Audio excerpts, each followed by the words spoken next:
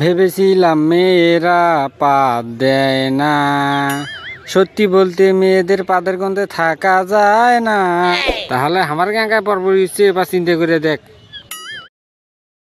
আরে দোস্ত, 10,000 টাকা নিয়ে ওই গাইবান্ধা থাকি কক্সবাজার আসছি তো আমার 2500 টাকা শেষ হয়ে গেল। এত টাকা গেলে কেমনে হবি?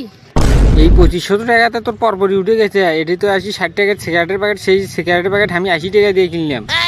তাহলে আমার গাঁকায় পরপরই হচ্ছে, এবার চিন্তা করে দেখ। ঠিকই কইছো রে দোস্ত, আগে যদি জানলাম হ্যাঁ সব জিনিসের দাম ডবল তাহলে কি আর আমি এই সেটের কক্সবাজার বেরোবার আসি। আর এই এক পামের রুটি নিয়ে আছি, একটা পামের রুটি 25 টাকা। যে পামের রুটি 10 টাকা, সেই পামের রুটি খাওয়া লাগবে যে 25 টাকা। তাহলে এবার বুঝলি তো কক্সবাজার বেড়ানি কত শোধন। তোকে বারবার করলাম যে 10,000 টাকা দিয়ে কোনো ভালোই হবি না, তুই তো কোনো সেটের কথাই শুনলু না। আচ্ছা হোক, আসিয়ে পড়ছি, আর কি করার। মেলা দিন হয় তোর মুখে একটা গান শুনি না। কত একটা গান শুনি আগে।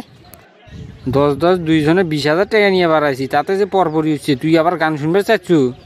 আচ্ছা ঠিক আছে, বন্ধু মানুষ, তুই একটা পাদের গান কই, তুই কি কইস?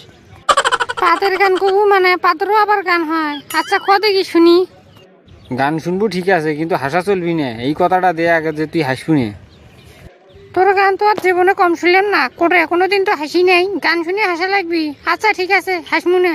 আচ্ছা দেখি একটা গান ঠিক আছে শোনক, তাহলে আমি শুরু করলাম।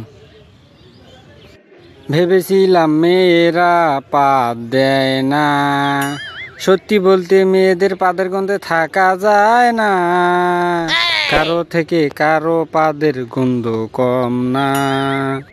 আমার সামনে এসে পাদ মারলে তুমি যখন, পাদের গন্ধে নাকটায় আমার বন্ধ হলো তখন। পাদের গন্ধে এখন আর নাক বন্ধ হলো।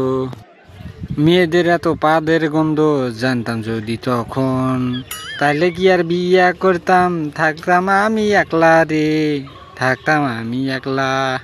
সত্যি বলতে মেয়েরা পাদ দেয় না, তাদের পাদের এত গন্ধ আগে জানতাম না। সত্যি বলতে মেয়েরা পাদ দেয় না। শুনলু না আরো শুনবো? হ্যাঁ রে দোস্ত, গানটা তো সেই রকম হয়েছে। এই গান যদি তুই 2 দিন আগে নেটে চালু হয় তাহলে তুই ভাইরাল হয়ে গেল। হ্যাঁ রে, এতদিন করলু কি?